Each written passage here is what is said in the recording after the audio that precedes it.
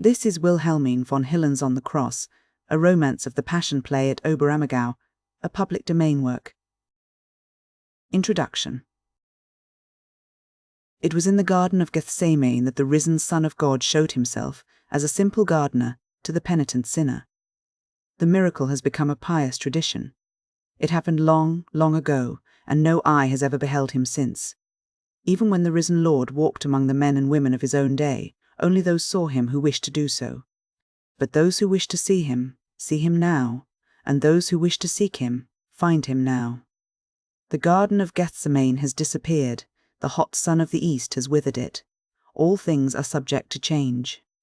The surface of the earth alters, and where the olive tree once grew green, and the cedar stretched its leafy roof above the head of the Redeemer and the penitent, there is nothing now save dead, withered leafage. But the garden blooms once more in a cool, shady valley among the German mountains. Modern Gethsemane bears the name of Oberammergau. As the sun pursues its course from east to west, so the salvation which came from the east has made its way across the earth to the west. There, in the veins of young and vigorous nations, still flow the living streams that water the seeds of faith on which the miracle is nourished, and the stunted mountain pine, which has sprung from the hard rocks of the Ettal mountain, is transformed to a palm tree, the poor habitant of the little mountain village to a god. It is change, and yet constancy, amid the change. The world and its history also change in the passage of the centuries. The event before which the human race sank prostrate, as the guards once did when the risen Christ burst the gates of the tomb, gradually passed into partial oblivion. The thunder with which the veil of the temple was rent in twain died away in the misty distance. Heaven closed forever behind the ascended Lord. The stars pursued their old courses in undisturbed regularity. Revelations were silent. Men rubbed their eyes as though waking from a dream, and began to discuss what portion was truth and what illusion. The strife lasted for centuries. One tradition overthrew another, one creed crowded out another. With sword in hand and the trumpet of the judgment day, the ecclesia militans established the dogma, enforced unity in faith. But peace did not last long under the rule of the Church. The Reformation again divided the Christian world. The 30 Years' War, the most terrible religious conflict the earth has ever witnessed, began, and in the fury of the battle, the combatants forgot the cause of the warfare. Amid the streams of blood, the clouds of smoke rising from burning cities and villages, the ruins of shattered altars, the cross, the holy emblem for which the battle raged, vanished, and when it was raised again, it was still but an emblem of warfare, no longer a symbol of peace. There is a single spot of earth where, untouched by the tumult of the world, sheltered behind the lofty, inhospitable wall of a high mountain, the idea of Christianity has been preserved in all its simplicity and purity, Oberammergau. As God once suffered the Saviour of the world to be born in a manger, among poor shepherds, he seems to have extended his protecting hand over this secluded nook and reserved the poor mountaineers to repeat the miracle. Concealed behind the steep Ettal mountain was a monastery where, from ancient times, the beautiful arts had been sedulously fostered. One of the monks was deeply grieved because, in the outside world, iconoclasm was rudely shaking the old forms and, in blind fear, even rejecting religious art as Romish. As no holy image would be tolerated, the Saviour and his saints must disappear entirely from the eyes of men. Then, in his distress, the inspiration came that a sacred drama, performed by living beings, could produce a more powerful effect than word or symbol. So it was determined in the monastery that one should be enacted. The young people in the neighbourhood, who had long been schooled by the influence of the learned monks to appreciate beauty, were soon trained to act legends and biblical poems. With increasing skill they gained more and more confidence, till at last their holy zeal led them to show mankind the Redeemer himself, the Master of the world, in his own bodily form, saying to erring humanity, "Lo, thus he was, and thus he will be forever." And while in the churches paintings and relics were torn from the walls and crucifixes destroyed, the first Passion play was performed, A.D. 1634, under the open sky in the churchyard of Oberammergau, for this spot, on account of its solemn associations, was deemed the fitting place for the holy work. The disgraced image of love, defiled by blood and flames, once more rose in its pure beauty, living, breathing. The wounds inflicted more than 1,000 years before again opened.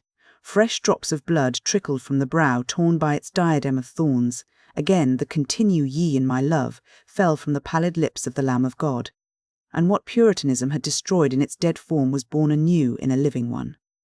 But, amid the confusion and roar of battle, the furious yells of hate, no one heard the gentle voice in the distant nook beyond the mountains. The message of peace died away, the crucified one shed his blood unseen. Years passed, the misery of the people constantly increased, lands were ravaged, the ranks of the combatants thinned. At last the warriors began to be paralyzed. The raging storm subsided and pallid fear stared blankly at the foes who had at last gained their senses. The plague, that terrible Egyptian sphinx, lured by the odor of corruption emanating from the long war, stole over the earth, and those at whom she gazed with the black fiery eyes of her torrid zone sank beneath it like the scorched grass when the Simavum sweeps over the desert. Silence fell, the silence of the grave, for wherever this spectre stalks, death follows. Fear reconciled enemies and made them forget their rancor in union against the common foe, the cruel, invincible plague. They gazed around them for some helping hand, and once more turned to that over which they had so long quarrelled. Then amid the death-like stillness of the barren fields, the empty houses, the denuded churches, and the desolated land, they at last heard the little bell behind the Ettal mountain, which every decade summoned the Christian world to the Passion Play. For this was the vow taken by the Ammergau peasants to avert the plague and the divine wrath. Again the ever-patient Saviour extended his arms, crying, "Come unto me, all ye who are weary and heavy laden." And they did come. They threw themselves at his feet, the wearied, hunted earthlings, stained with dust and blood, and he comforted and refreshed them, while they again recognized him and learned to understand the meaning of his sacrifice. Those who thus saw him and received the revelation announced it to others, who flocked thither from far and near till the little churchyard of Oberammergau became too narrow and could no longer contain the throngs. The open fields became a sacred theatre to receive the pilgrims who longed to behold the Redeemer's face. And, strangely enough, all who took part in the sacred play seemed consecrated. The plague passed them by, Ammergau alone was spared. So the pious seed grew slowly, often with periods when it stood still, but the watchful eye can follow it in history. Peace at last came to the world, purer airs blew. The Egyptian hyena, satiated, left the ravaged fields, new life bloomed from the graves, and this new life knew naught of the pangs and sufferings of the old. From the brutality and corruption of the long war, the new generation longed for more refined manners, culture, and the pleasures of life. But, as usual, after such periods of deprivation and calamity, one extreme followed another. The desire for more refined manners and education led to hyperculture, the love of pleasure into Epicureanism and luxury, grace into coquetry, mirth into frivolity. Then came the so-called Age of Gallantry. The foil took the place of the sword, the lace jabot of the leather jerkin. The smoke of battle gave way to the clouds of powder, scattered by heads nodding in every direction. Masked shepherds and shepherdesses danced upon the graves of a former generation. A new Arcadia was created in apish imitation and peopled with grimacing creatures who tripped about on tiptoe in their high-heeled shoes. Instead of the medieval representations of martyrs and emaciated saints, appeared the nude gods and cupids of a Watteau and his school. Grace took the place of majesty. Instead of moral law, men followed the easy code of convenience, and everything was allowable which did not transgress its rules. Thus arose a generation of thoughtless pleasure-seekers, which bore within itself a moral pestilence that, in contrast with the Black Death, might be termed the Rosy Death, for it breathed upon the cheeks of all whom it attacked the rosy flush of a fever which wasted more slowly, but none the less surely. And through this rouged, dancing, skipping age, with the click of its high-heeled shoes, its rustling hooped petticoats, its amorous glances and heaving bosoms, the chaste figure of the man of sorrows, with a terrible solemnity upon his pallid brow, again and again trod the stage of Ammergau, and whoever beheld him dropped the flowing bowl of pleasure while the laugh died on his lips. Again history and the judgment of the world moved forward. The Rosy Death had decomposed and poisoned all the healthful juices of society and corrupted the very heart of the human race. Morality, faith, and philosophy, everything which makes men manly, had gradually perished, unobserved in the thoughtless whirl. The tinsel and apish civilization no longer sufficed to conceal the brute in human nature. It shook off every veil and stood forth in all its nakedness. The modern deluge, the French Revolution burst forth. Murder, anarchy, the delirium of fever swept over the earth in every form of horror. Again came a change, a transformation to the lowest depths of corruption. Grace now yielded to brutality, beauty to ugliness, the divine to the cynical. Altars were overthrown, religion was abjured, the earth trembled under the mass of destroyed traditions. But from the turmoil of the throng, fiercely rending one another, from the smoke and exhalations of this conflagration of the world, yonder in the German Garden of Gethsemane again rose victoriously, like a phoenix from its ashes, the denied, rejected God, and the undefiled son of Amergau wove a halo of glory around the sublime figure which hung high on the cross. It was a quiet victory of which the frantic mob were ignorant, for they saw only the foe confronting them, not the one battling above. The latter was vanquished long ago, he was deposed, and that settled the matter. The people in their sovereignty can depose and set up gods at pleasure, and when once dethroned they no longer exist, they are hurled into Tartarus. And as men cannot do without a god, they create an idol. The country groaned beneath the iron stride of the emperor, and, without wishing or knowing it, he became the avenger of the god in whose place he stood. For, as the 30 Years' War ended under the scourge of the pestilence, and the age of mirth and gallantry under the lash of the revolution yielded to the third scourge, the self-created idol. He, the man with compressed lips and brow somber with thought, ruled the unchained elements, became lord of the anarchy, and dictated laws to a universe. But with iron finger he tore open the veins of humanity to mark upon the race the brand of slavery. A world bled from 1,000 wounds, and upon each he marked the name Napoleon. Then, wan as the moon floats in the sky when the glow of the setting sun is blazing in the horizon, the sovereign of the world in his bloody splendor confronted the pallid shadow of the crucified one, also robed in a royal mantle, still wet with the blood he had voluntarily shed.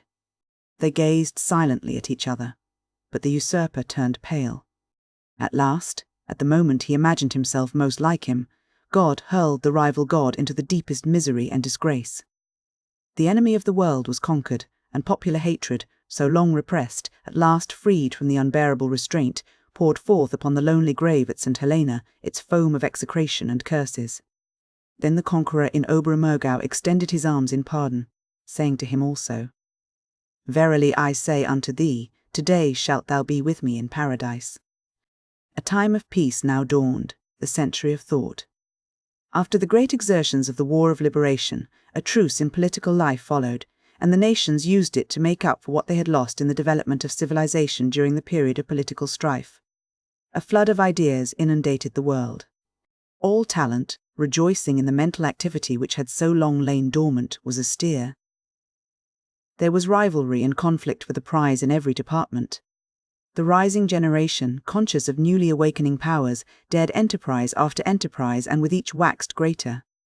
With increasing production, the power of assimilation also increased. Everything grand created in other centuries was drawn into the circle of their own nation as if just discovered.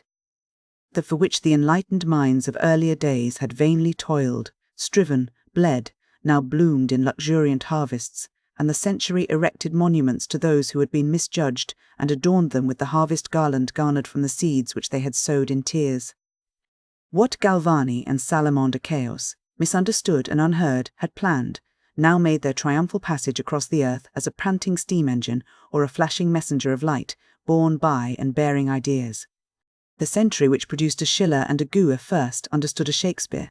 Sophocles and Euripides rose from the graves where they had lain more than 1,000 years. Archaeology brought the buried world of Homer from beneath the earth. A Canova, a Thorwaldsen, a Cornelius, Kaulbach, and all the great masters of the Renaissance of our time took up the brushes and chisels of Phidias, Michelangelo, Raphael, and Rubens, which had so long lain idle. What Aristotle had taught 1,000, and Winckelmann and Lessing 100 years before, the knowledge of the laws of art, the appreciation of the beautiful, was no longer mere dead capital in the hands of learned men, but circulated in the throbbing veins of a vigorously developing civilization. It demanded and obtained the highest goal. The circle between the old and the new civilization has closed. Every chasm has been bridged. There is an alternate action of old and new forces, a common labor of all the nations and the ages, as if there was no longer any division of time and space, as if there was but one eternal art, one eternal science. Ascending humanity has trodden matter underfoot, conquered science, made manufactures useful, and transfigured art. But this light which has so suddenly flamed through the world also casts its shadows. Progress in art and science matures the judgment, but judgment becomes criticism and criticism negation. The dualism which permeates all creation, the creative and the destructive power, the principle of affirmation and of denial, cannot be shut out even now, but must continue the old contest which has never yet been decided. Critical analysis opposes faith, materialism wars against idealism, pessimism contends with optimism. The human race has reached the outermost limit of knowledge, but this does not content it in its victorious career. It wishes to break through and discover the God concealed behind. Even the heart of a god must not escape the scalpel which nothing withstood. But the barrier is impenetrable, and one party, weary of the fruitless toil, pulls back the aspiring ones. Down to matter, whence you came. What are you seeking? Science has attained the highest goal. She has discovered the protoplasm whence all organism proceeded. What is the creator of modern times? A physiological, chemical, vital function within the substance of a cell. Will ye pray to this, suffer for this, ye fools? Others turn in loathing from this cynical interpretation of scientific results and throw themselves into the arms of beauty, seeking in it the divinity, and others still wait, battling between earth and heaven, in the dim belief of being nearest to the goal. It is a tremendous struggle, as though the earth must burst under the enormous pressure of power demanding room, irreconcilable contrasts. Then, amid the heat of the lecture rooms, the throng of students of art and science, comes a long-forgotten voice from the days of our childhood, and the straining eyes suddenly turn from the teachers and the dissecting tables, from the glittering visions of art and the material world to the stage of Oberammergau and the Passion play. There stands the unassuming figure with the crown of thorns and the sorrowful questioning gaze. And with one accord their hearts rush to meet him, and, as the son who has grown rich in foreign lands, after having eaten and enjoyed everything, longs to return to the poverty of his home and falls repentantly at the feet of his forsaken father, the human race, in the midst of this intoxication of knowledge and pleasure, sinks sobbing before the pale flower of Christianity and longingly extends its arms toward the rude wooden cross on which it blooms. That powerful thinker, Max Müller, says in his comparative study of religions, "When do we feel the blessings of our country more warmly and truly than when we return from abroad? It is the same with regard to religion." That fact is apparent here. It is an indisputable verity that, at the precise period when art and science have attained their highest stages of development, the Oberammergau Passion play enjoys a degree of appreciation never bestowed before. That during this critical age, from decade to decade, people flock to the Passion play in ever-increasing throngs. Not only the uncultivated and ignorant, nay, the most cultured artists and scholars, statesmen and monarchs. The poor village no longer has room to shelter all its guests. It is positively startling to see the flood of human beings pour in on the evening before the commencement of the play, stifling, inundating everything. And then it is marvellous to notice how quiet it is on the morning of the play, as it flows into the bare room called the theatre, how it seems as it were to grow calm, as if every storm within or without was subdued under the influence of those simple words, now more than 2,000 years old. How wonderful it is to watch the people fairly holding their breath to listen to the simple drama for 7 long hours, without heeding the time which is far beyond the limit our easily wearied nerves are accustomed to bear. What is it, for whose sake the highest as well as the lowest, the richest and the poorest, prince and peasant, would sleep on a layer of straw without a murmur if no bed could be had? Why will the most pampered endure hunger and thirst, the most delicate heat and cold, the most timid fearlessly undertake the hard journey across the Ettal mountain? Is it mere curiosity to hear a number of poor woodcarvers, peasants and woodcutters repeat under the open sky, exposed to sun and rain, in worse German than is heard at school, the same old story which has already been told 1,000 times, as the enemies of the Passion play say? And this bring people every 10 years, from half the inhabited world, from far and near, from south and north, from the mountains and the valleys, from palaces and huts, across sea and land. Certainly not. What is it then? A miracle. Whoever has seen the Passion play understands it, but it is difficult to explain the mystery to those who have not. The deity remains concealed from our earthly vision and unattainable, like the veiled statue of Sais. Every attempt to raise this veil by force is terribly avenged. What is gained by those modern Socinians and Adorantes who, with ill-feigned piety, seek to drag the mystery to light and make the god a human being, in order to worship in the wretched puppet themselves? Even if they beheld him face to face, they would still see themselves only, and he would cry, "You are like the spirit which you understand, not me." And what do the pantheists gain who make man God in order to embrace in him the unattainable? Sooner or later they will perceive that they have mistaken the effects for the cause and the form for the essence. Loathing and disappointment will be their lot, as it is the lot of all who have nothing but human beings. But those to whom the visible is only the symbol of the invisible which teaches them from the effect to learn the cause, will, with unerring logical correctness, pass from the form to the essence, from the illusion to the truth. That is the marvel of the modern Gethsemane, which this book will narrate. Chapter 1. A Phantom. Solemn and lofty against the evening sky towers the Kofel, the landmark and protecting rock bulwark of Oberammergau, bearing aloft its solitary cross, like a threatening hand uplifted in menace to confront an advancing foe with the symbol of victory. Twilight is gathering, and the dark shadow of the mighty protector stretches far across the quiet valley. The fading glow of sunset casts a pallid light upon the simple cross which has stood on the mountain peak for centuries, frequently renewed, but always of the same size, so that it can be seen a long distance off by the throngs who journey upward from the valley, gazing longingly across the steep, inhospitable mountains toward the goal of the toilsome pilgrimage. It is Friday. A long line of carriages is winding like a huge serpent up the Ettel mountain. Amid the throng, two very handsome landaus are especially conspicuous. The first is drawn by 4 horses in costly harnesses adorned with a coronet, which prance gaily in the slow progress, as if the ascent of the Ettel mountain was but pastime for animals of their breed. In the equipage, which is open, sit a lady and a gentleman. Pale, listless, uninterested in their surroundings and apparently in each other. The second one contains a maid, a manservant, and on the box the courier, with the pompous, official manner which proclaims to the world that the family he has the honour of serving, and in whose behalf he pays the highest prices, is an aristocratic one. The mistress of this elegant establishment, spite of her downcast eyes and almost lifeless air, is a woman of such remarkable beauty that it is apparent even amidst the confusion of veils and wraps.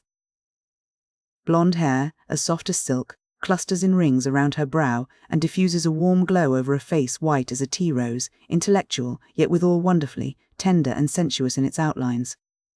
Suddenly, as though curious to penetrate the drooping lids and see the eyes they concealed, the sun bursts through a rift in the clouds, throwing a golden bridge of rays from mountain to mountain. Now the lashes are raised to return the greeting, revealing sparkling dark eyes of a mysterious colour, varying every instant as they follow the shimmering rays that glide along the cliff. Then something flashes from a half-concealed cave, and the beams linger a moment on a pale face. It is an image of Christ carved in wood, which, with uplifted hand, bids the newcomers welcome. But those who are now arriving do not understand its language. The greeting remains unanswered.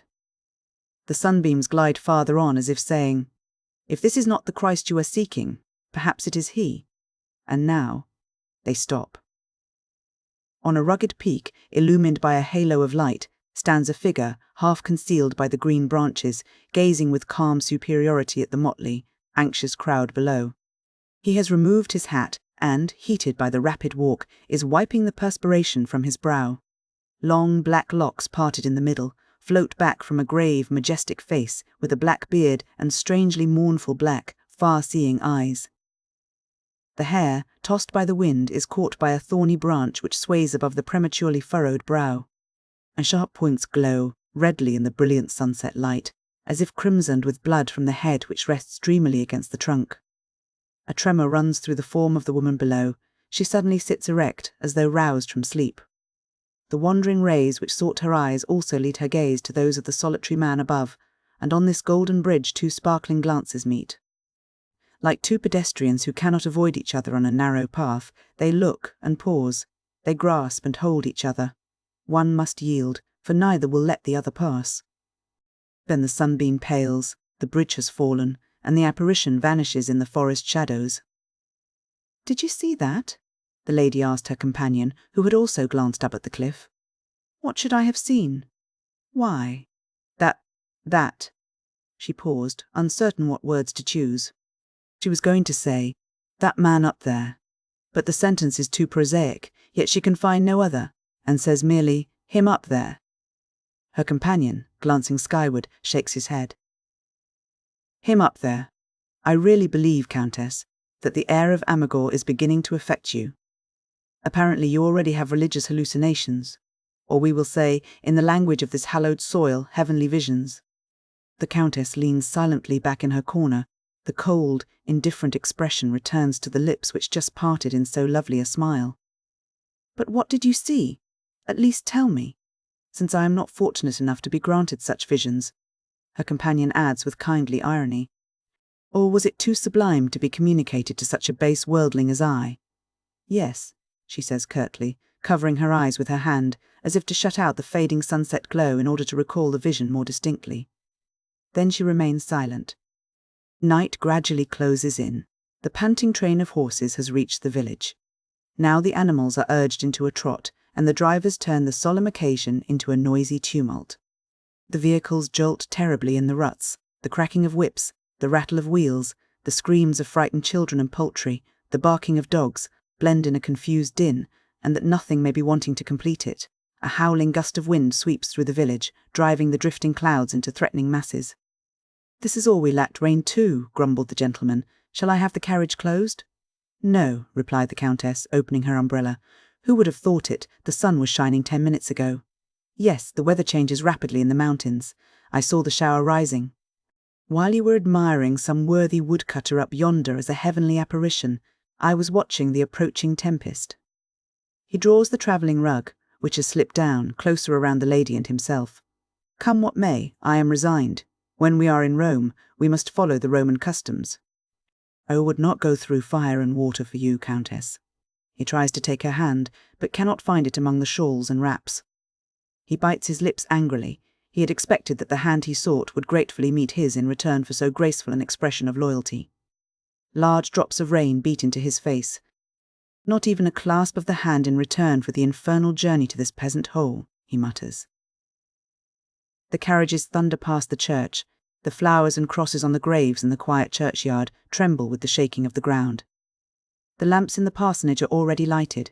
The priest comes to the window and gazes quietly at the familiar spectacle. Poor travellers, out in such a storm. One carriage after another turns down a street or stops before a house. The Countess and her companion alone have not yet reached their destination.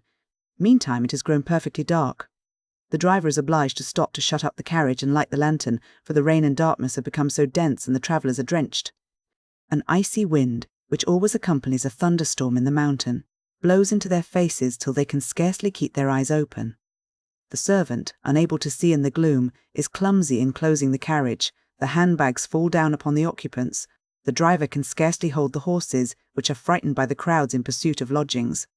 He is not familiar with the place, and, struggling to restrain the plunging four in hand, inquires the way in broken sentences from the box, and only half catches the answers, which are indistinct in the tumult. Meantime, the other servants have arrived. The Countess orders the courier to drive on with the second carriage and take possession of the rooms which have been engaged. The man, supposing it is an easy matter to find the way in so small a place, moves forward. The Countess can scarcely control her ill humour. An abominable journey. The horses overheated by the ascent of the mountain, and now this storm. And the lamps won't burn, the wind constantly blows them out. "You were right, Prince, we ought to have taken a hired." She does not finish the sentence, for the ray from one of the carriage lamps, which has just been lighted with much difficulty, falls upon a swiftly passing figure, which looks almost supernaturally tall in the uncertain glimmer. Long black locks, dripping with moisture, are blown by the wind from under his broad-brimmed hat. He has evidently been surprised by the storm without an umbrella, and is hurrying home, not timidly and hastily, like a person to whom a few drops of rain, more or less, is of serious importance, but rather like one who does not wish to be accosted. The Countess cannot see his face, he has already passed, but she distinguishes the outlines of the slender, commanding figure in the dark dress, noticing with a rapid glance the remarkably elastic gait, and an involuntary, There he goes again, escapes her lips aloud. Obeying a sudden impulse, she calls to the servant. Quick, ask the gentleman yonder the way to the house of Andreas Gross, where we are going. The servant follows the retreating figure a few steps and shouts, Here, you! The stranger pauses a moment, half turns his head. Then, as if the abrupt summons could not possibly be meant for him, moves proudly on without glancing back a second time. The servant timidly returns. A feeling of shame overwhelms the Countess, as though she had committed the blunder of ordering him to address a person of high rank travelling incognito. The gentleman wouldn't hear me, says the lackey apologetically, much abashed. Very well, his mistress answers, glad that the darkness conceals her blushes. A flash of lightning darts from the sky, and a sudden peal of thunder frightens the horses. Drive on, the Countess commands. The lackey springs on the box. The carriage rolls forward. A few yards further, and the dark figure once more appears beside the vehicle, walking calmly on amid the thunder and lightning, and merely turns his head slightly toward the prancing horses. The equipage dashes by. The Countess leans silently back on the cushions, and shows no further desire to look out. Tell me, Countess Madeleine, asks the gentleman, whom she has just addressed as Prince, what troubles you today? The Countess laughs. Dear me, how solemnly you put the question, what should trouble me?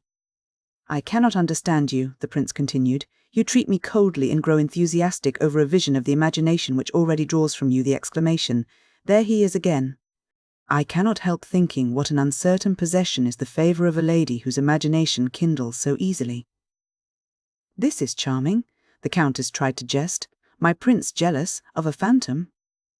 That is just it. If a phantom can produce such variations in the temperature of your heart toward me, how must my hopes stand? Dear Prince, you know that whether with or without a phantom, I could never yet answer this question which your Highness frequently condescends to ask me. I believe, Countess, that one always stands between us.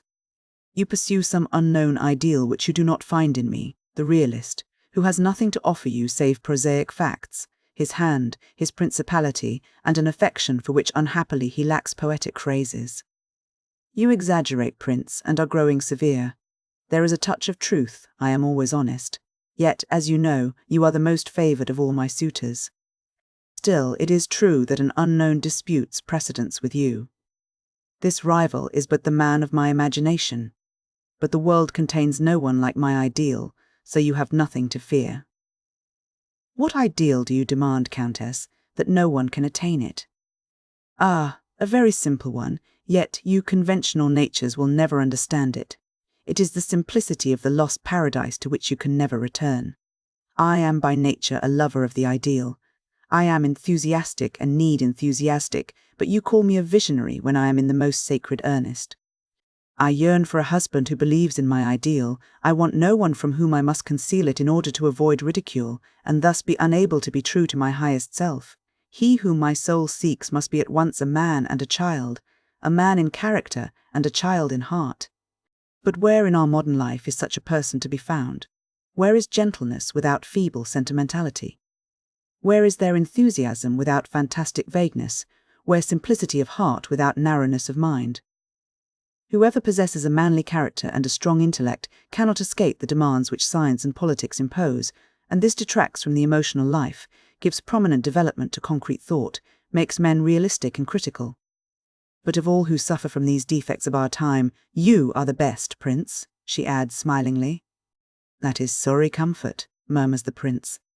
It is a peculiar thing to have an invisible rival, who will guarantee that some person may not appear who answers to the description. That is the reason I have not yet given you my consent, replies the Countess gravely. Her companion sighs heavily, makes no reply, but gazes steadfastly into the raging storm. Alter a time, he says softly. If I did not love you so deeply, Countess Madeleine, you would not bear with me so long, would you? Asks the Countess, holding out her hand as if beseeching pardon. This one half unconscious expression of friendship disarms the irritated man. He bends over the slender little hand and raises it tenderly to his lips. She must yet be mine, he says under his breath by way of consolation, like all men whose hopes are doubtful. I will even dare the battle with a phantom. Chapter 2. O.L.D. Ammergau. At last, after a long circuit and many inquiries, the goal was gained. The dripping, sorely shaken equipage stopped with 2 wheels in a ditch filled with rainwater, whose overflow flooded the path to the house. The courier and maid seemed to have missed their way too, for the second carriage was not there. People hurried out of the low doorway, shading small, flickering candles with their hands. The Countess shrank back. What strange faces these peasants had. An old man with a terribly hangdog countenance, long grey hair, a pointed Jewish beard, sharp hooked nose and sparkling eyes. And 2 elderly women, one short and fat, with prominent eyes and black curling hair, the other a tall, thin, odd-looking person with tangled kohl, black hair, hooked nose, and glittering black eyes. In the mysterious shadows cast by the wavering lights upon the sharply cut faces, the whole group looked startlingly like a band of gypsies. "Oh, are these Ammergau people?" whispered the Countess in a disappointed tone. "Does Gross the woodcarver live here?" the prince inquired. "Yes," was the reply. "Gross, the stonecutter. Have you engaged rooms here?" "We wrote from Tegernsee for lodgings, the Countess von Wildenau," answered the prince. "Oh, yes, everything is ready. The lady will lodge with us, the carriage and servants can go to the old post-house." "I have the honour to bid you good evening," said the old man. "I am sorry you have had such bad weather, but we have a great deal of rain here." The prince alighted. The water splashed high under his feet. "Oh, Sephi, bring a board, quick. The Countess cannot get out here," cried the old man with eager deprecation of the discomfort threatening the lady. Sephi, the tall, thin woman, dragged a plank from the garden while a one-eyed dog began to bark furiously. The plank was laid down, but instantly sunk under the water, and the Countess was obliged to wade through the flood. As she alighted, she felt as if she should strike her head against the edge of the overhanging roof. The house was so low. Fresco paintings, dark with age, appeared to stretch and writhe in distorted shapes in the flickering light. The place seemed more and more dismal to the Countess. "Shall I carry you across?" asked the prince. "Oh, no," she answered reprovingly, while her little foot sought the bottom of the pool. The ice-cold water covered her delicate boot to the ankle. She had been so full of eager anticipation, in such a poetic mood, and prosaic reality dealt her a blow in the face. She shivered as she walked silently through the water. "Come in, your rooms are ready," said the old man cheeringly. They passed through a kitchen black with myriads of flies, into an apartment formerly used as the workshop, now converted into a parlour. 2 children were asleep on an old torn sofa. In one corner lay sacks of straw, prepared for couches. The owners of the house considered it a matter of course that they should have no beds during the Passion. A smoking kerosene lamp hung from the dark worm-eaten wooden ceiling, diffusing more smoke than light. The room was so low that the Countess could scarcely stand erect, and besides the ceiling had sunk, in the dim smoke-laden atmosphere the beams threatened to fall at any moment. A sense of suffocation oppressed the newcomer. She was utterly exhausted, chilled, nervous to the verge of weeping. Her white teeth chattered. She shivered with cold and discomfort. Her host opened a low door into a small room containing 2 beds, a table, an old-fashioned dark cupboard, and 2 chairs. "There," he cried in a tone of great satisfaction. "That is your chamber. Now you can rest, and if you want anything, you need only call and one of my daughters will come in and wait upon you." "Yes, my good fellow, but where am I to lodge?" asked the prince. "Oh, then you don't belong together. In that case the Countess must sleep with another lady, and the gentleman up here." He pointed to a little staircase in the corner, which, according to the custom in old peasant houses, led from one room through a trapdoor into another directly above it. "But I can't sleep there. It would inconvenience the lady," said the prince. "Have you no other rooms?" "Why, yes. But they are engaged for tomorrow," replied Andreas Gross, while the 2 sisters stood staring helplessly. "Then give me the rooms and send the other people away." "Oh, I can't do that, sir. They are promised." "Good heavens, I'll pay you twice 10 times as much." "Why, sir, if you paid me 20 times the price, I could not do it. I must not break my promise," said the old man with gentle firmness. "Ah," thought the prince, "he wants to screw me. But I'll manage that, Countess. Excuse me a few minutes while I look for another lodging." "For heaven's sake, try to find one for me, too. I would rather spend the night in the carriage than stay here," replied the Countess in French. "Yes, it is horrible. But it will not be difficult to find something better." "Goodbye," he answered in the same language. "Don't leave me alone with these people too long. Come back soon, I am afraid," she added, still using the French tongue. "Really? the prince answered, laughing, but a ray of pleasure sparkled in his eyes. Meanwhile, the little girl who was asleep on the sofa had waked and now came into the room. The countess requested everyone to retire that she might rest, and the peasants modestly withdrew. But when she tried to fasten the door, it had neither lock nor bolt, only a little wire hook which slipped into a loose ring. "Oh!" she exclaimed, startled. "I cannot lock it." "You need have no anxiety," replied the old man soothingly. "We sleep in the next room." But the vicinity of those strange people, when she could not lock the door, was exactly what the countess feared. She slipped the miserable wire hook into its fastening and sat down on one of the beds, which had no mattresses, nothing but sacking. Covering her face with her hands, she gave free course to indignant tears. She still wore her hat and cloak, which she had not ventured to take off, from a vague feeling of being encompassed by perils whence she might need to fly at any moment. In such a situation, surely it was safer not to lay aside one's wraps. If the worst came, she would remain so all night.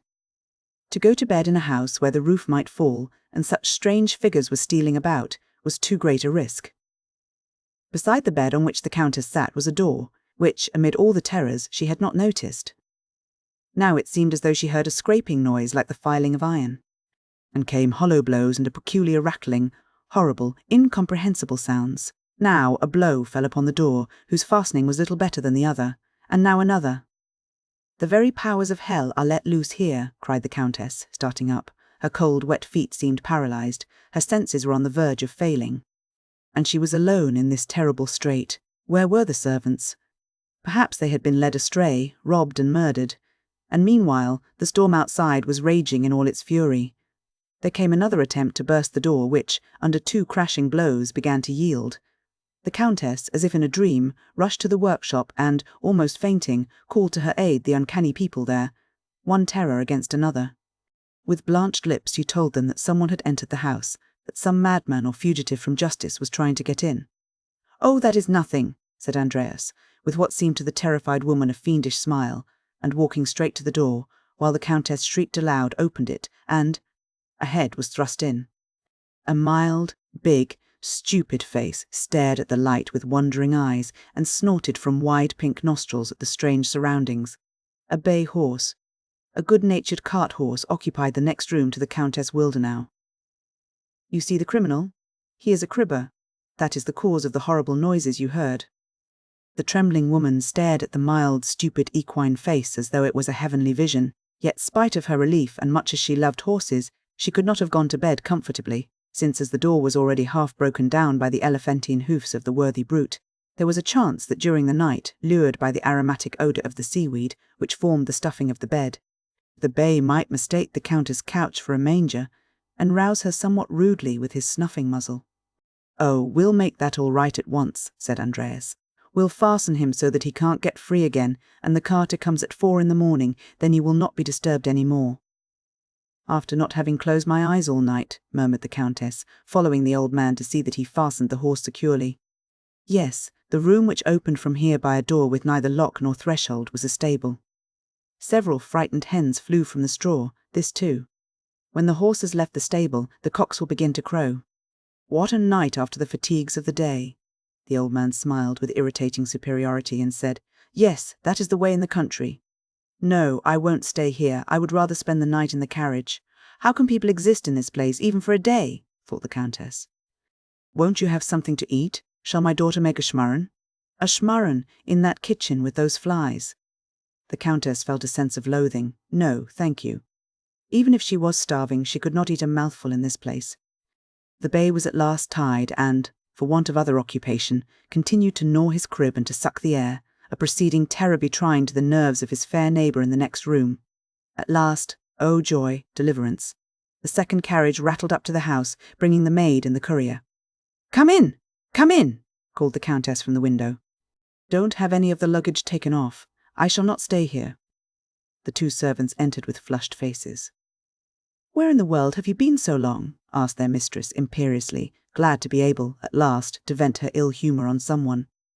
"The driver missed the way," stammered the courier, casting a side glance at the blushing maid. The countess perceived the situation at a glance, and was herself again. fear and timidity, all her nervous weakness vanished before the pride of the offended mistress, who had been kept waiting an hour, at whose close the tardy servants entered with faces whose confusion plainly betrayed that so long a delay was needless. She drew herself up to her full height, feminine fears forgotten in the pride of the lady of rank. "Courier, you are dismissed, not another word." "Then I beg your highness to discharge me too," said the excited maid, thus betraying herself. A contemptuous glance from the countess rested upon the culprit, but without hesitation she said quietly, "You can both go to the steward for your wages. Good evening." Both left the room, pale and silent. They had not expected this dismissal, but they knew their mistress' temper and were aware that not another word would be allowed, that no excuse or entreaty would avail. The countess, too, was in no pleasant mood. She was left here, without a maid. For the first time in her life she would be obliged to wait upon herself, unpack all those huge trunks and bags. How could she do it? She was so cold and so weary too, and she did not even know which of the numerous bags contained dry shoes and stockings. Was she to pull out everything when she must do the repacking herself? For now she must certainly go to another house among civilized people where she could have servants and not be so utterly alone. Oh, if only she had not come to this Oberammergau! It was a horrible place. One would hardly purchase the salvation of the world at the cost of such an evening. It was terrible to be in this situation, and without a maid. And, as trivial things find even the loftiest women faint-hearted because they are matters of nerve and not of character, the lady who had just confronted her servants so haughtily sank down on the bed again and wept like a child. Someone tapped lightly on the door of the workshop. The countess opened it, and the short, stout sister timidly entered. "Pardon me, your highness, we have just heard that you have discharged your maid and courier, so I wanted to ask whether my sister or I could be of any service. Perhaps we might unpack a little." "Thank you, I don't wish to spend the night here and hope that my companion will bring news that he has found other accommodations. I will pay whatever you ask, but I can't possibly stay. Ask your father what he charges, I'll give whatever you wish, only let me go." The old man was summoned. "Why, certainly, Countess, you can be entirely at ease on that score. If you don't like staying with us, that need not trouble you.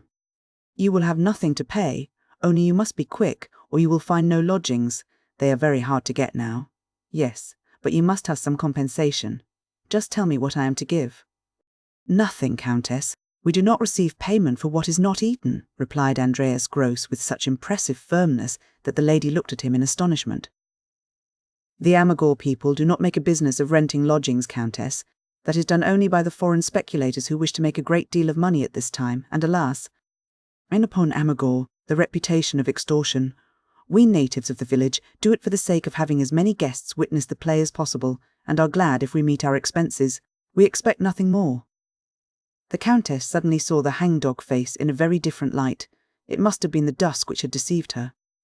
She now thought it an intellectual and noble one. Nay, the wrinkled countenance, the long grey locks, and clear, penetrating eyes had an aspect of patriarchal dignity. She suddenly realized that these people must have had the masks which their characters require bestowed by nature, not painted with rouge, and thus the traits of the past unconsciously became impressed upon the features. In the same way, among professional actors, the performer who takes character roles can easily be distinguished from the lover. "Do you act too?" she asked with interest. "I act Dathan, the Jewish trader," he said proudly. "I have been in the play 60 years, for when I was a child 3 years old, I sat in Eve's lap in the tableau." The countess could not repress a smile, and old Andreas's face also brightened. The little girl, a daughter of the short, plump woman, peeped through the half-open door, gazing with sparkling eyes at the lovely lady.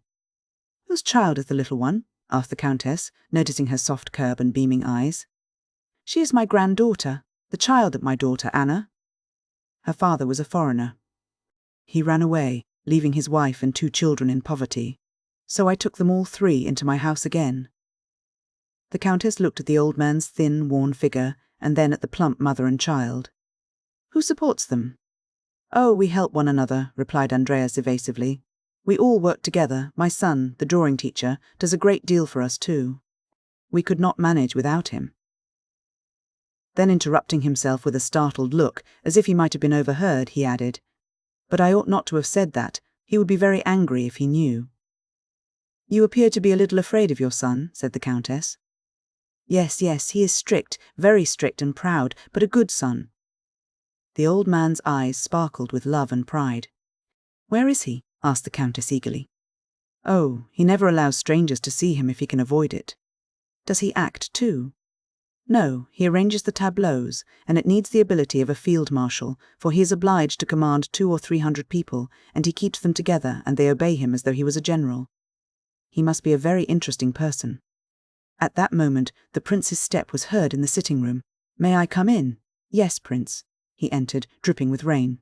"I found nothing except one little room for myself, in a hut even worse than this. All the large houses are filled to overflowing. Satan himself brought us among these confounded peasants," he said angrily in French. "Don't speak so," replied the Countess earnestly in the same language. "They are saints." The little girl whispered to her mother. "Please excuse me, sir, but my child understands French and has just told me that you could get no room for the lady," said Andreas's daughter timidly. "I know where there is one in a very pretty house nearby. I will run over as quickly as I can and see if it is still vacant. If you could secure it, you would find it much better than ours." She hurried towards the door. "Stop, woman," called the prince. "You cannot possibly go out. The rain is pouring in torrents, and another shower is rising." "Yes, stay," cried the Countess. "Wait till the storm is over." "Oh, no." "Lodgings are being taken every minute. We must not lose an instant." The next moment she threw a shawl over her head and left the house. She was just running past the low window. A vivid flash of lightning illumined the room, making the little bent figure stand forth like a silhouette. A peal of thunder quickly followed. "The storm is just over us," said the prince with kindly anxiety. "We ought not to have let her go." "Oh, it is of no consequence," said the old man smiling. "She is glad to do it." "Tell me about these strange people," the prince began, but the Countess motioned to him that the child understood French. He looked at her with a comical expression as if he wanted to say, "These are queer natives who give their children so good an education." The Countess went to the window, gazing uneasily at the raging storm. A feeling of self-reproach stole into her heart for having let the kind creature go out amid this uproar of the elements, especially when these people would take no compensation and therefore lost a profit if another lodging was found. It was her loss, and yet she showed this cheerful alacrity.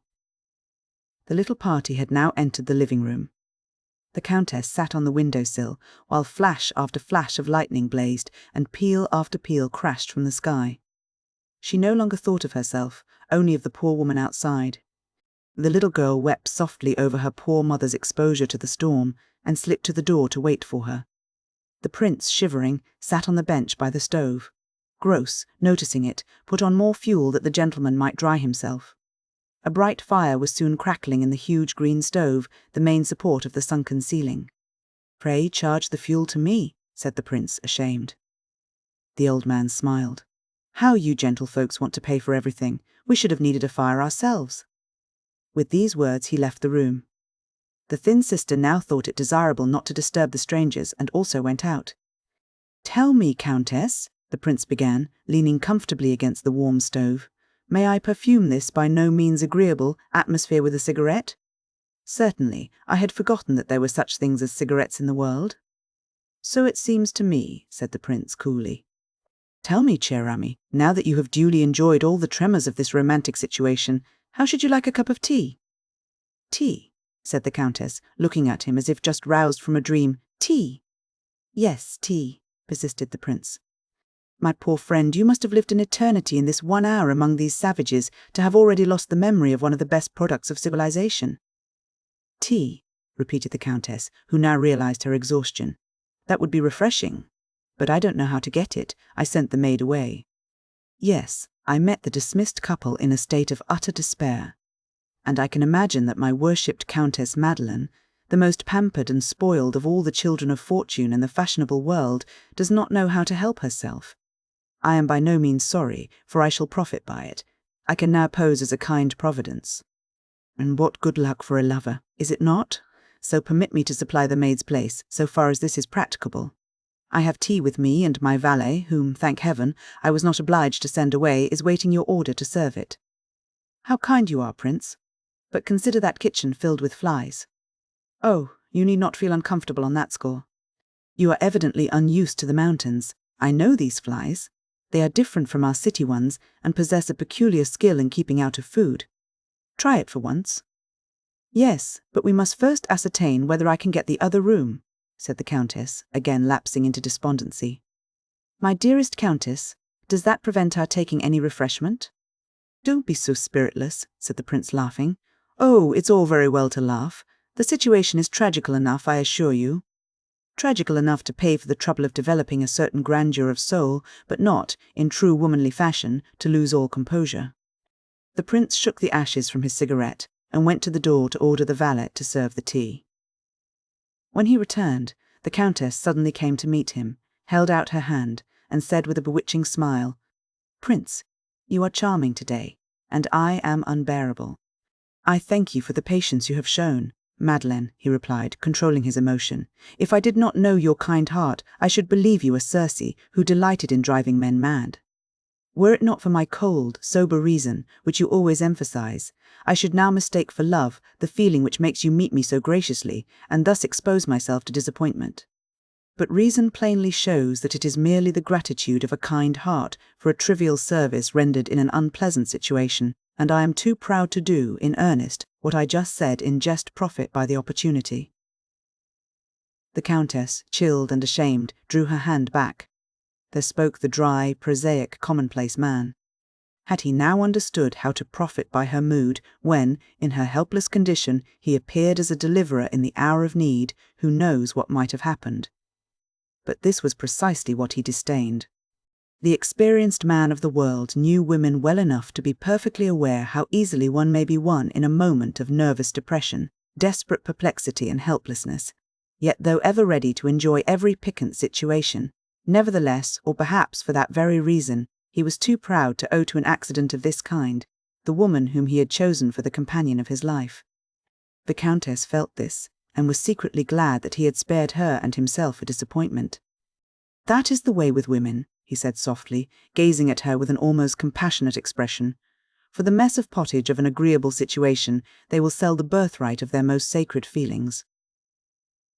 "That is a solemn, bitter truth, such as I am not accustomed to hear from your lips, Prince. But however deep may be the gulf of realism whence you have drawn this experience, you shall not find it confirmed in me. That is, you will punish me henceforth by your coldness, while you know perfectly well that it was the sincerity of my regard for you which prompted my act, Countess, that vengeance would be unworthy. A woman like you ought not to sink to the petty sensitiveness of ordinary feminine vanity." "Oh, Prince, you are always right, and, believe me, if I carried my heart in my head instead of in my breast, that is, if we could love with the intellect, I should have been yours long ago. But alas, my friend, it is so far from the head to the heart." The Prince lighted another cigarette. No one could detect what was passing in his mind. "So much the worse for me," he said coldly, shrugging his shoulders. At that moment, a sheet of flame filled the room, and the crashing thunder which followed sounded as if the ceiling had fallen and buried everything under it. The Countess seemed bewildered. "Mother! Mother!" shrieked a voice outside. People gathered in the street. Voices were heard, shouts, hurrying footsteps, and the weeping of the little girl. The Prince sprang out of the window. The Countess regained her consciousness. "Of what?" "Someone has been struck by lightning." She hastened out. A senseless figure was brought in and laid on the bench in the entry. It was the kind-hearted little creature whom her caprice had sent into the storm, perhaps to her death. There she lay silent and pale, with closed lids. Her hands were cold, her features sharp and rigid like those of a corpse, but her heart still throbbed under her drenched gown. The Countess asked the Prince to bring cologne and smelling salts from her satchel and skilfully applied the remedies. The Prince helped her rub the arteries while she strove to restore consciousness with the sharp essences. Meanwhile, the other sister soothed the weeping child.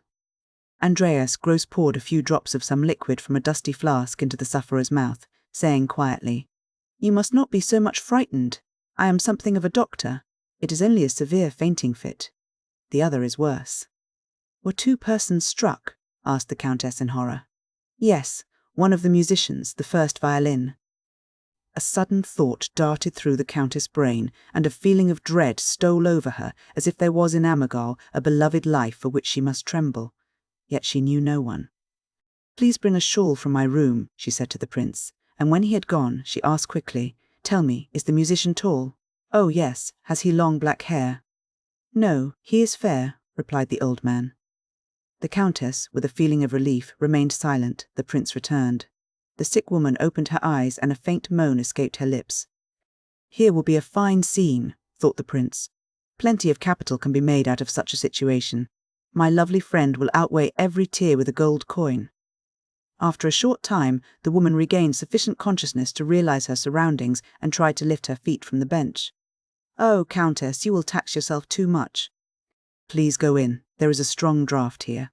"Yes, but you must come with me," said the Countess. "Try whether you can use your feet." It was vain. She tried to take a step, but her feet refused to obey her will. "Alas," cried the Countess, deeply moved, "she is paralyzed, and it is my fault." Anna gently took her hand and raised it to her lips. "Pray, don't distress yourself, Countess. It will pass away. I am only sorry that I have caused you such a fright." She tried to smile.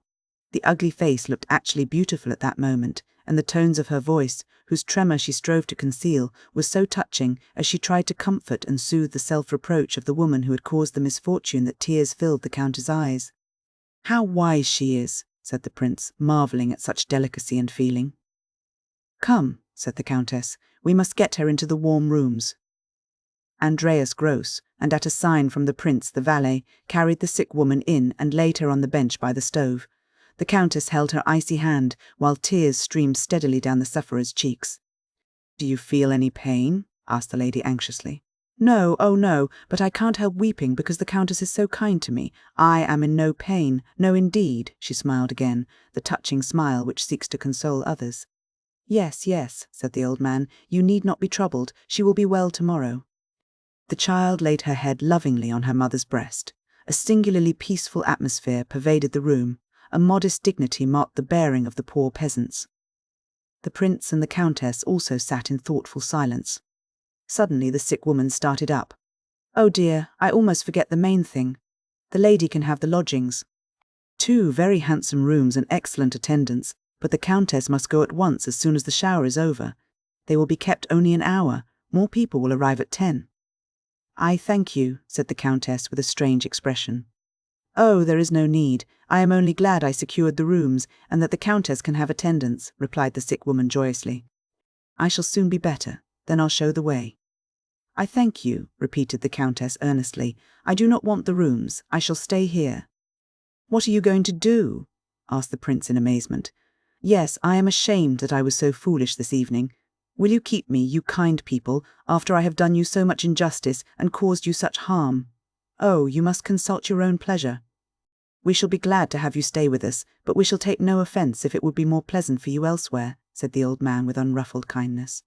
"Then I will stay." "That is a good decision, Countess," said the prince. "You always do what is right." He beckoned to Sephi, the thin sister, and whispered a few words. She vanished in the Countess' room, returning in a short time with dry shoes and stockings, which she had found in one of the travelling satchels. The prince went to the window and stood there with his back turned to the room. "We must do the best that opportunity permits," he said energetically. "I beg your Highness to let this lady change your shoes and stockings. I am answerable for your health, not only to myself, but to society."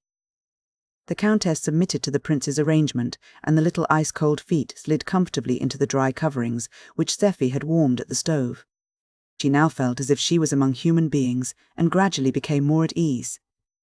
After Sephi had left the room, she walked proudly up to the prince in her dry slippers and said, "Come, Prince, let us pace to and fro, that our chilled blood may circulate once more." The prince gracefully offered his arm, and led her up and down the long workshop. Madeleine was bewitching at that moment, and the grateful expression of her animated face suited her to a charm. "I must go," he thought, "or I shall be led into committing some folly which will spoil all my chances with her." Chapter 3. Young Amagor. The valet served the tea. The prince had provided for everything, remembered everything. He had even brought English biscuits. The little repast exerted a very cheering influence upon the depressed spirits of the Countess. But she took the first cup to the invalid who, revived by the unaccustomed stimulant, rose at once, imagining that a miracle had been wrought, for she could walk again. The Gross family now left the room. The prince and the countess sipped their tea in silence. What were they to say when the valet, who always accompanied his master on his journeys, understood all the languages which the countess spoke fluently? The prince was grave and thoughtful. After they had drank the tea, he kissed her hand.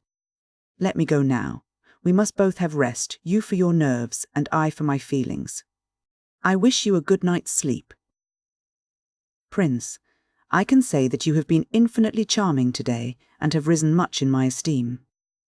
"I am glad to hear it, Countess, though a trifle depressed by the consciousness that I owe this favour to a cup of tea and a pair of dry slippers," replied the prince with apparent composure. Then he took his hat and left the room. "And this is love?" thought the countess, shrugging her shoulders. What was she to do? She did not feel at all inclined to sleep. People are never more disposed to chat than after hardship successfully endured. She had had her tea, had been warmed, served, and tended. For the first time since her arrival she was comfortable, and now she must go to bed. At 10 o'clock in the evening, the hour when she usually drove from the theatre to some evening entertainment, the prince had gone, and the Gross family came in to ask if she wanted anything more. "No, but you are ready to go to bed, and I ought to return to my room, should I not?" replied the countess. Just at that moment the door was flung open, and a head like the bronze cast of the bust of a Roman emperor appeared. A face which in truth seemed as if carved from bronze, keen eagle eyes, a nose slightly hooked, an imperious, delicately moulded brow, short hair combed upward, and an expression of bitter, sad but irresistible energy on the compressed lips. As the quick eyes perceived the countess, the head was drawn back with the speed of lightning. But old Gross, proud of his son, called him back. Come in, and be presented to this lady. People don't run away so." The young man, somewhat annoyed, returned. "My son, Ludwig, principal of the drawing school," said old Gross. Ludwig's artist eyes glided over the countess. She felt the glance of the connoisseur, knew that he could appreciate her beauty. What a delight to see herself, among these simple folk, suddenly reflected in an artist's eyes, and find that the picture came back beautiful. How happened so exquisite a crystal, which can be polished only in the workshops of the highest education and art, to be in such surroundings? The countess noted with ever-increasing amazement the striking face and the proud poise of the head on the small, compact, yet classically formed figure. She knew at the first moment that this was a man in the true sense of the word, and she gave him her hand as though greeting an old acquaintance from the kingdom of the ideal. It seemed as if she must ask, "How do you come here?" Ludwig Gross read the question on her lips. He possessed the vision from which even the thoughts must be guarded, or he would guess them. "I must ask your pardon for disturbing you. I have just come from the meeting, and only wanted to see my sister. I heard she was ill." "Oh, I feel quite well again," the latter answered. "Yes," said the countess in a somewhat embarrassed tone, "you will be vexed with the intruder who has brought so much anxiety and alarm into your house. I reproach myself for being so foolish as to have wanted another lodging, but at first I thought that the ceiling would fall upon me, and I was afraid. Oh, I understand that perfectly when persons are not accustomed to low rooms. It was difficult for me to become used to them again when I returned from Munich." "You were at the academy?" "Yes, Countess. Will you not take off your wet coat and sit down?" "I should not like to disturb you, Countess." "But you won't disturb me at all. Come, let us have a little chat." Ludwig Gross laid his hat and overcoat aside, took a chair, and sat down opposite to the lady. Just at that moment a carriage drove up. The strangers who had engaged the rooms refused till the prince had arrived, and the family hastened out to receive and help them. The countess and Ludwig were left alone. "What were you discussing at so late an hour?" asked the countess. "Dorr sent us this evening 2 engravings of his 2 Passion pictures. He is interested in our play, so we were obliged to discuss the best way of expressing our gratitude and to decide upon the place where they shall be hung. There is no time for such consultations during the day." "Are you familiar with all of Dorr's pictures?" "Certainly, Countess." "And do you like him?" "I admire him. I do not agree with him in every particular, but he is a genius, and genius has a right to forgiveness for faults which mediocrity should never venture to commit, and indeed never will." "Very true," replied the lady. "I think," Ludwig Gross continued, "that he resembles Hamelling. There is kinship between the 2 men. Hamelling, too, repels us here and there, but with him, as with Dorr, every line and every stroke flashes with that electric spark which belongs only to the genuine work of art." His companion gazed at him in amazement. You have read Hamelin? Certainly. Who is not familiar with his Ahasuerus? I, for instance, she replied with a faint blush. Oh, Countess, you must read it. There is a vigour, an acerbity, the repressed anguish and wrath of a noble nature against the pitifulness of mankind, which must impress everyone upon whose soul the questions of life have ever cast their shadows, though I know not whether this is the case with you. More than is perhaps supposed, she answered, drawing a long breath. We are all pessimists, but Hamelin must be a stronger one than is well for a poet. That is not quite correct, replied Ludwig. He is a pessimist just so far as accords with the poesy of our age. Did not Auerbach once say, pessimism is the grief of the world which has no more tears? This applies to Hamelin also.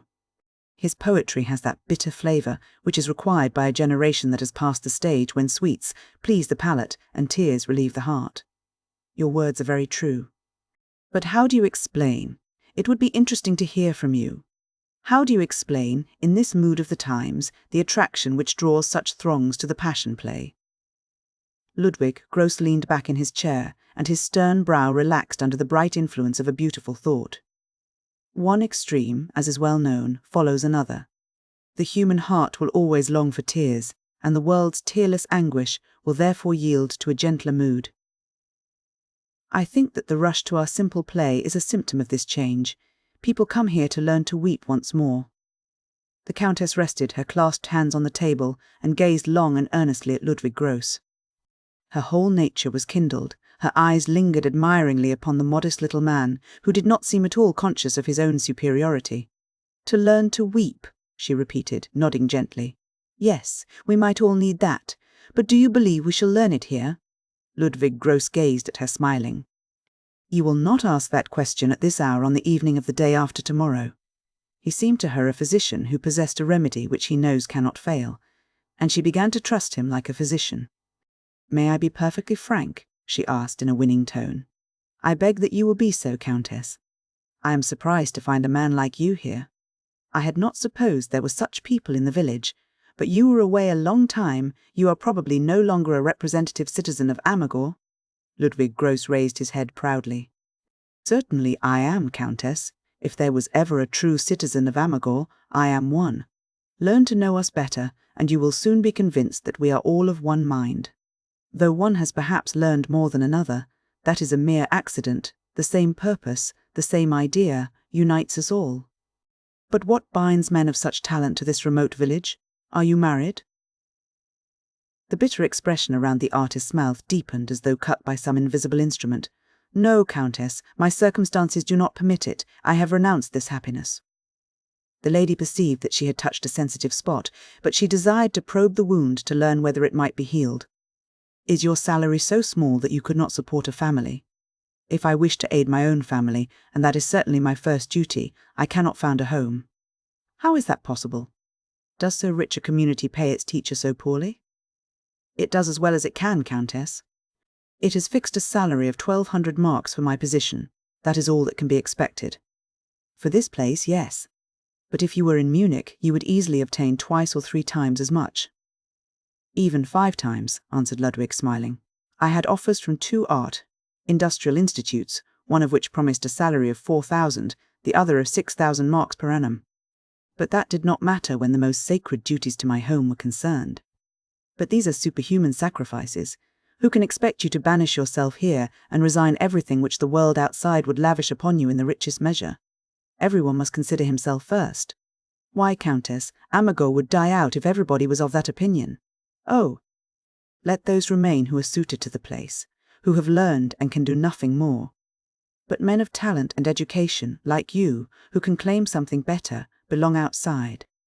On the contrary, Countess, they belong here, Ludwig eagerly answered. What would become of the Passion play if all who have learned and can do something should go away, and only the uneducated and the ignorant remain? Do you suppose that there are not a number of people here who, according to your ideas, would have deserved a better fate? We have enough of them, but go among us and learn whether anyone complains. If he should, he would be unworthy the name of a son of Ammergau. He paused a moment, his bronzed face grew darker. Do you imagine, he added, that we could perform such a work, perform it in a manner which, in some degree, fulfills the aesthetic demand of modern taste without possessing, in our midst, men of intellect and culture. It is bad enough that necessity compels many a talented native of Ammergau to seek his fortune outside. But the man to whom his home still gives even a bit of bread must be content with it, and without thinking of what he might have gained outside, devote his powers to the ideal interests of his fellow citizens. That is a grand and noble thought, but I don't understand why you speak as if the people of Ammergau were so poor. What becomes of the vast sums gained by the Passion Play? Ludwig Gross smiled bitterly. I expected that question. It comes from all sides. The Passion Play does not enrich individuals, for the few hundred marks, more or less, which each of the 600 actors receives do not cover the deficit of all the work which the people must neglect. The revenue is partly consumed by the expenses, partly used for the common benefit, for schools and teachers. The principal sums are swallowed by the Line and the Ammer. The ravages of these malicious mountain streams require means which our community could never raise, save for the receipts of the Passion Play, and even these are barely sufficient for the most needful outlay. Is it possible? Those little streams, cried the Countess. My hair would flood all Ammergau, Gross answered, if we did not constantly labour to prevent it. We should be a poor, stunted people, worn down by fever. Our whole mountain valley would be a desolate swamp. The Passion Play alone saves us from destruction. The Christ who once ruled the waves actually holds back from us the destroying element which would gradually devour land and people. But, for that very reason, the individual has learned here, as perhaps nowhere else in the world, to live and sacrifice himself for the community. The community is comprised to us in the idea of the Passion Play. We know that our existence depends upon it, even our intellectual life, for it protects us from the savagery into which a people continually struggling with want and need so easily lapses. It raises us above the common herd, gives even the poorest man an innate dignity and self-respect which never suffer him to sink to base excesses. I understand that, the Countess answered. Then can you wonder that not one of us hesitates to devote property, life, and every power of his soul to this work of saving our home, our poor, oppressed home, ever forced to struggle for its very existence? What a man! The Countess involuntarily exclaimed aloud. Ludwig Gross had folded his arms across his breast, as if to restrain the pulsations of his throbbing heart. His whole being thrilled with the deepest, noblest emotions. He rose and took his hat, like a person whose principle it is to shut every emotion within his own bosom, and when a mighty one overpowers him, to hide himself that he may also hide the feeling. No, cried the Countess, you must not leave me so, you rare, noble-hearted man. You have just done me the greatest service which can be rendered. You have made my heart leap with joy at the discovery of a genuine human being. Ah, it is a cordial in this world of conventional masks. Give me your hand. I am beginning to understand why Providence sent me here. That must indeed be a great cause which rears such men and binds such powers in its service. Ludwig, Gross once more, stood calm and quiet before her. I thank you, Countess, in the name of the cause for which I live and die. And, in the name of that cause, which I do not understand, yet dimly apprehend, I beg you, let us be friends. Will you? Clasp hands upon it. A kindly expression flitted over the grave man's iron countenance, and he warmly grasped the little hand. With all my heart, Countess. She held the small, slender artist hand in a close clasp, mournfully reading in the calm features of the stern, noble face the story of bitter suffering and sacrifice graven upon it. Chapter 4. Expelled F-R-O-M-T-H-E-P-L-A-Y. The storm had spent its fury. The winds sung themselves softly to sleep. A friendly face looked down between the dispersing clouds and cast its mild light upon the water, now gradually flowing away.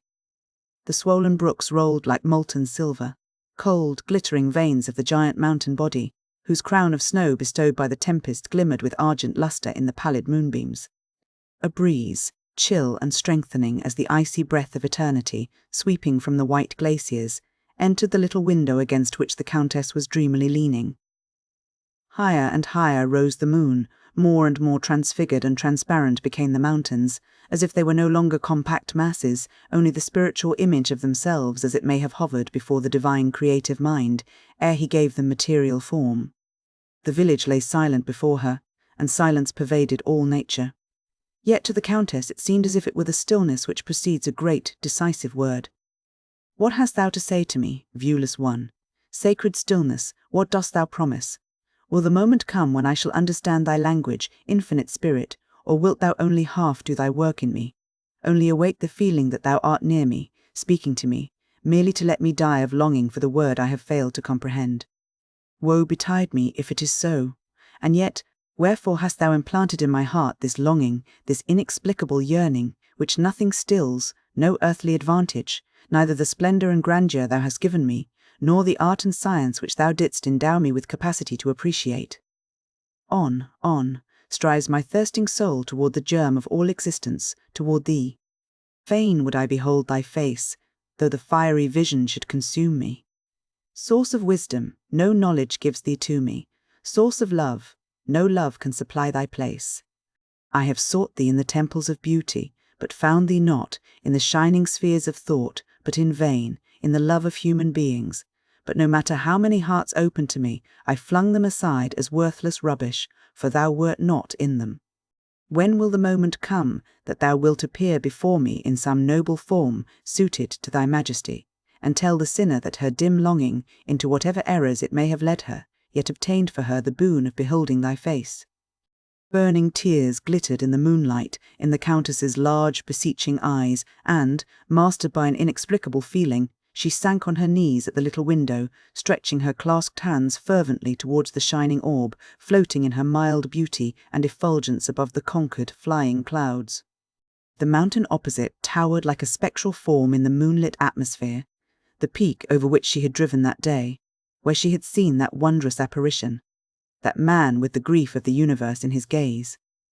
What manner of man must he have been whose glance, in a single moment, awed the person upon whom it fell, as if some higher power had given a look of admiration? Why had it rested upon her with such strange reproach, as if saying, "You, too, are a child of the world, like many who come here, unworthy of salvation"? Or was he angry with her because she had disturbed him in his reveries? Yet why did he fix his eyes so intently upon hers that neither could avert them from the other? And all this happened in a single moment, but a moment worthy of being held in remembrance throughout an eternity. Who could he be? Would she see him again? Yes, for in that meeting there was something far beyond mere accident. An incomprehensible restlessness seized upon her, a longing to solve the enigma, once more behold that face, that wonderful face, whose like she had never seen before. The horse was stamping in its stall, but she did not heed it. The thin candles had burned down and gone out long ago. The worm was gnawing the ancient wainscoting, the clock in the church, steeple struck 12. A dog howled in the distance. One of the children in the workshop was disturbed by the nightmare. It cried out in its sleep. Usually, such nocturnal sounds would have greatly irritated the Countess's nerves. Now she had no ears for them. Before her lay the whole grand expanse of mountain scenery, bathed in the moonlight, naked as a beautiful body just risen from a glittering flood. And she was seized with an eager longing to throw herself upon the bosom of this noble body, that she too might be irradiated with light, steeped in its moist glow and cool in the pure icy atmosphere emanating from it, her fevered blood, the vague yearning which thrilled her pulses. She hurriedly seized her hat and cloak and stepped noiselessly into the workshop. And what a picture of poverty! The sisters and the little girl were lying on the floor upon sacks of straw, the boy was asleep on the couch, and the old man dozed sitting erect in an antique armchair, with his feet on a stool. How relative everything is, thought the Countess. To these people even so poor a bed as mine in yonder room is a forbidden luxury, which it would be sinful extravagance to desire. And we, amid our rustling curtains, on our silken cushions, resting on soft down, in rooms illuminated with the magical glow of lamps which pour a flood of roseate light on limbs stretched in comfortable repose, while the bronze angels which support the mirror seem to laugh gaily at each other, and from the toilet table intoxicating perfumes send forth their sweet poison to conjure up a tropical world of blossom before the drowsy senses. While these sleeping places here, on the bare floor and straw, lighted by the cold glimmer of the moon, shining through uncurtained windows and making the slumberers' lids quiver restlessly. Not even undressed, cramped by their coarse, tight garments, their weary limbs move uneasily on the hard beds. And this atmosphere. 5 human beings in the low room, and the soot from the lamp, which has been smoking all the evening, still filling the air. What lives? What contrasts! Yet these people are content and do not complain of their hard fate. Nay, they even disdain a favourable opportunity of improving it by legitimate gains. Not one desires more than is customary and usual.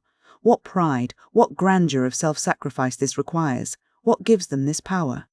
Old Andreas woke and gazed with an almost terrified expression at the beautiful figure of the Countess, standing thoughtfully among the sleepers. Starting up, he asked what she desired. "Will you go to walk with me, Herr Gross?" The old man rubbed his eyes to convince himself that he had slept so long that the sun was shining into his room. "But no, it is the moon which is so bright," he said to the Countess. "Why, of course, that is why I want to go out," she repeated.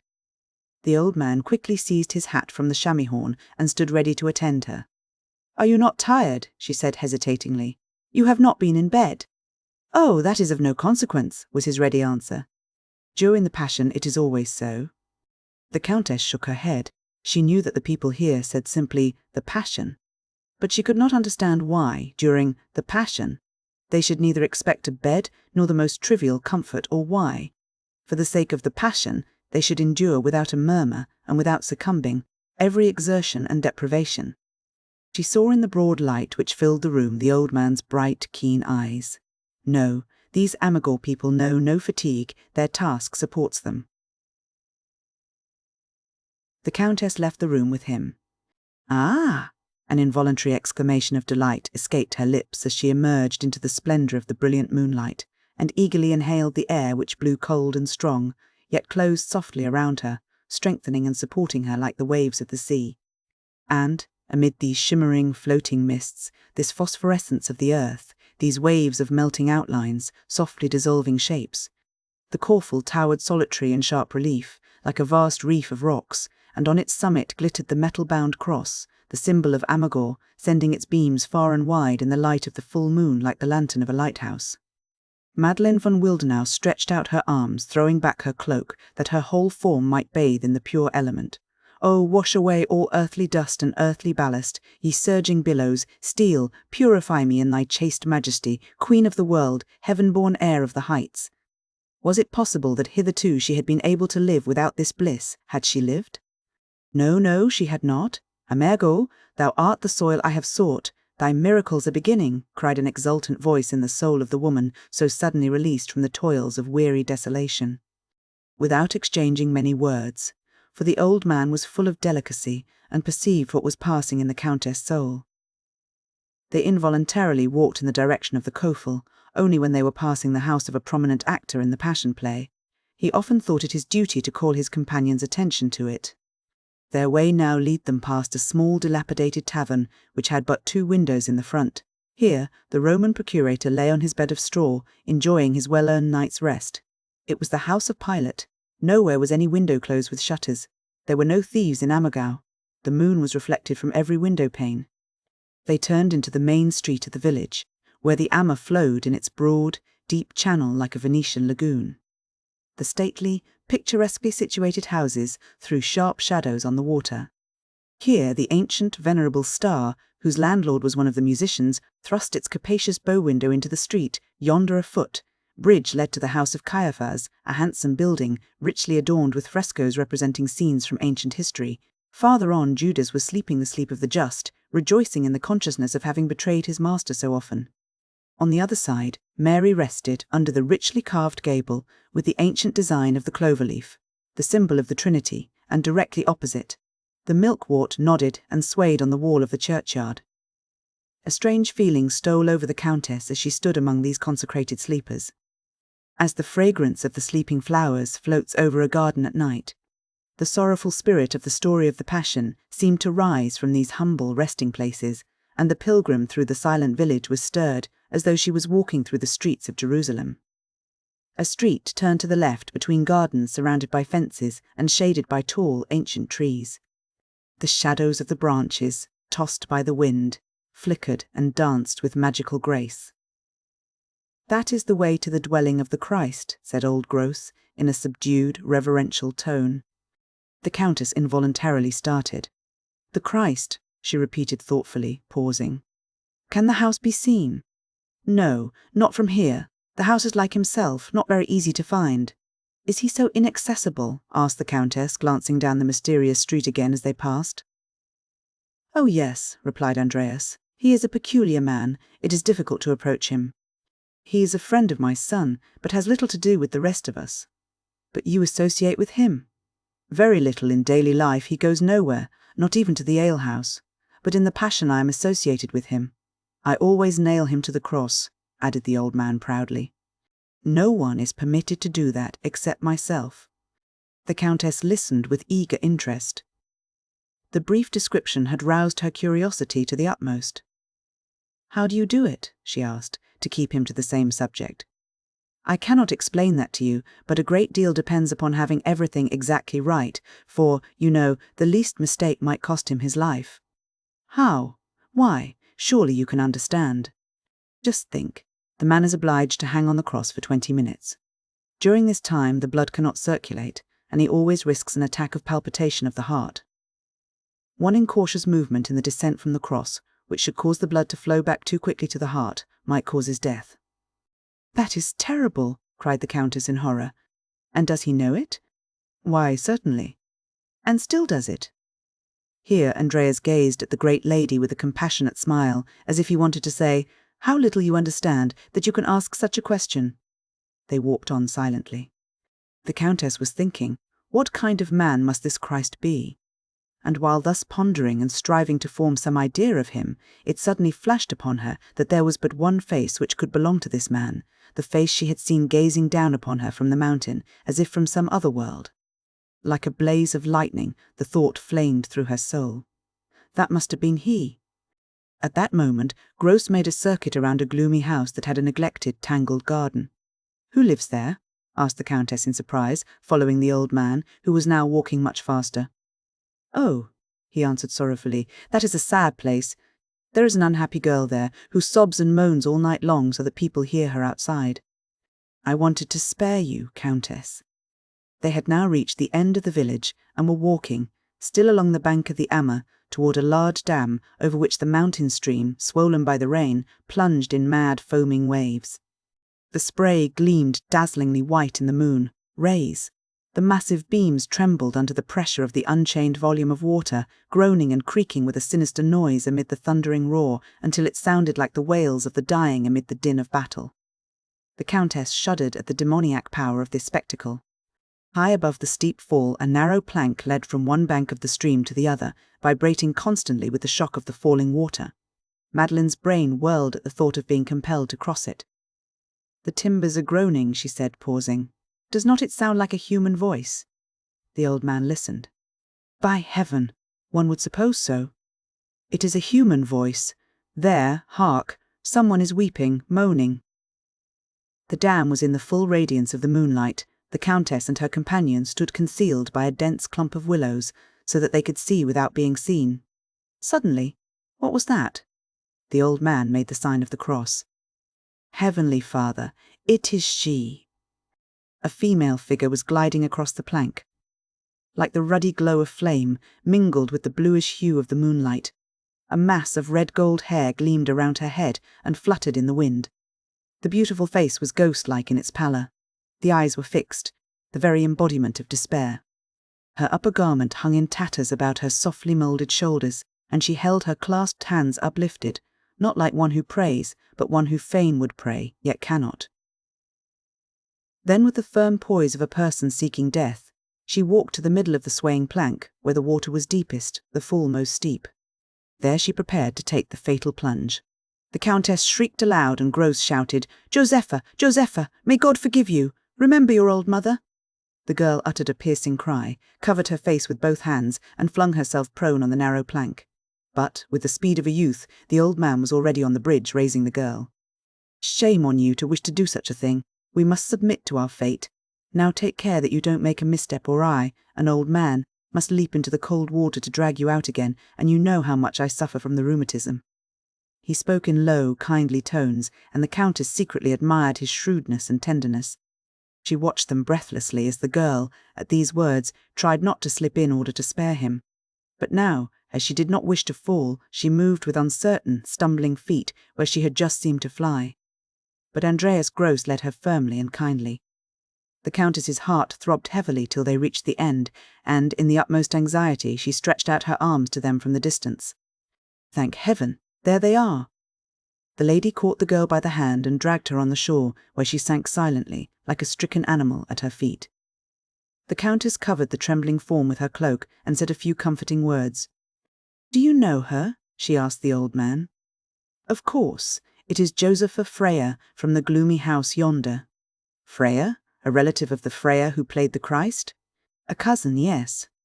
The old man was about to go to the girl's house to bring her mother. "No, no," said the Countess. "I will care for her. What induced the unfortunate girl to take such a step?" "She was the Mary Magdalene in the last Passion," whispered the old man. At the words the girl raised her head and burst into violent sobs. "My child, what has happened?" asked the Countess, gazing admiringly at the charming creature, who was as perfect a picture of the penitent Magdalene as any artist could create. "Why don't you play the Magdalene this time? Don't you know?" asked the girl, amazed that there was any human being still ignorant of her disgrace. "I am not permitted to play now. I have." She again burst with convulsive sobs and, clasping the Countess' knees, cried, "Oh, let me die, I cannot bear it." "She fell into error," said Gross, in reply to the lady's questioning glance. "A little boy was born last winter. Now she can no longer act, for only those who are pure and without reproach are permitted to take part in the Passion." "Oh, how harsh!" cried the Countess, "and in a land where human beings are so near to nature, and in circumstances where the poor girls are so little guarded." "Yes, we are aware of that, and Josepha is a heavy loss to us in the play. But these rules have come down to us from our ancestors and must be rigidly maintained. Yet the girl takes it too much to heart. She weeps day and night, so that people never pass the house to avoid hearing her lamentations, and now she wants to kill herself, the foolish lass." "Oh, it's very well for you to talk, it's very well for you to talk," now burst from the girl's lips in accents tremulous with passion. "First, try once what it is to have the whole world point at you. When the Englishmen, and the strangers from all the foreign countries in the world, come and want to see the famous Josepha Freya, who played in the last Passion, and fairly drag the soul out of your body with their questions about the reason that you no longer act in it, wait till you have to tell each person the story of your own disgrace, that it may be carried through the whole earth, and know that your name is branded wherever men speak of the Passion play. First, try what it is to hide in a corner like a criminal, while they are acting in the Passion, and bragging and giving themselves airs as if they were saints, while thousands upon thousands listen devoutly. Ah, I alone am shut out, and yet I know that no one can act as I do." She drew herself up proudly, and flung the magnificent traditional locks of the Magdalene back on her shoulders. "Just seek such a Magdalene as I was, you will find none. And then to be forced to hear people who are passing ask, why doesn't Josepha Freya play the Magdalene this year? And then there are whispers, shrugs, and laughter, someone says, then she would suit the character exactly. And when people pass the house they point at it. It seems as if I could feel it through the walls, and mutter, that's where the penitent lives. No, I won't bear it. I only waited till there was a heavy storm to make the water deep enough for me to drown myself, and I've been prevented even in this." "Josepha," said the Countess, deeply moved, "will you go with me, away from Oberammergau, to another, a very different world, where you and your disgrace are unknown?" Josepha gazed at the stranger as if in a dream. "I believe," the lady added, "that my losing my maid today was an act of Providence in your behalf. Will you take her place?" "Thank heaven," said old Gross. "Brighter days will dawn for you, Josepha." Josepha stood still with her hands clasped. Tears were streaming down her cheeks. "Why, do you hesitate to accept my offer?" asked the Countess, greatly perplexed. "Oh, don't be angry with me. I am sincerely grateful. But what do I care for all these things, if I am no longer permitted to act the Magdalene?" burst in unutterable anguish from the very depths of the girl's soul. "What an ambition," said the Countess to Andreas in astonishment. "Yes, that is the way with them all here. They would rather lose their lives than a part in the Passion," he answered in a low tone. "But, child, you could not always play the Magdalene. In 10 years you would be too old for it," he said soothingly to the despairing Josepha. "Oh, that's a very different thing. When we have grown grey with honours we know that we must give it up. But so And again she gazed longingly at the beautiful, deep, rushing water, where it would be so cool, so pleasant to rest, which she had vowed to seek, and now could not keep her word. "Do you love your child, Josepha?" asked Countess Wildenau. "It died directly after it was born." "Do you love your mother?" "No, she was always unkind and harsh to me, and now she has lost her mind." "Do you love your lover?" the lady persisted. "Yes, but he is dead. A poacher shot him. He was a forester." "Then you have no one for whom you care to live?" "No one." "Then come with me and try whether you cannot love me well enough to make it worth while to live for me. Will you?" "Yes, your Highness, I will try," replied the girl, fixing her large eyes with an expression of mingled inquiry and admiration upon the Countess. A beautiful glow of gratitude and confidence gradually transfigured the grief-worn face. "I think I could do anything for you." "Come with me then, at once, poor child. I will save you. Your relatives will not object." "Oh no, they will be glad to have me go away." "And your cousin, the... She does not know herself why she hesitates to pronounce the name. "The Christ, Freya," said Josepha, finishing the sentence. "Oh, he has not spoken to me for a year, except to say what was absolutely necessary. He cannot get over my having brought disgrace upon his unsullied name. It has made him disgusted with life here, and, if it were not for the Christ, he would not stay in Ammergau." "He is so severe in such things." "So severe," the Countess repeated thoughtfully. The clock in the steeple of the Ammergau church struck 2. "It is late," said the Countess. "The poor thing needs rest." She wrapped her own cloak around the girl. "Come, lonely heart, I will warm you." She turned once more to drink in the loveliness of the exquisite scene. "Night of miracle, I thank thee."